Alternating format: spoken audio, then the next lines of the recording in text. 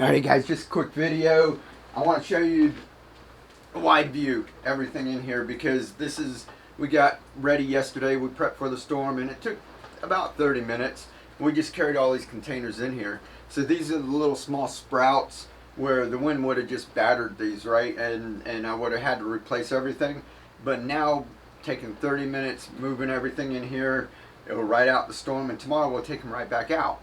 So that's why I love this system, the Kratky system. No pumps, no filtration.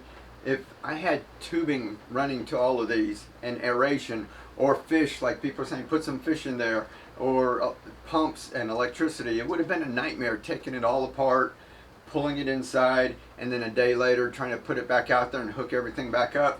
This way, tomorrow when the storm's passed, we go take these back out. It'll take another 30 minutes and we're right back in business, and we've got 200, probably about 300 plants here, including some. Keely's got her washroom, and it's just set up where we have the microgreens. We put more downspouts in there. They've got basil. I'll show you a quick shot of that.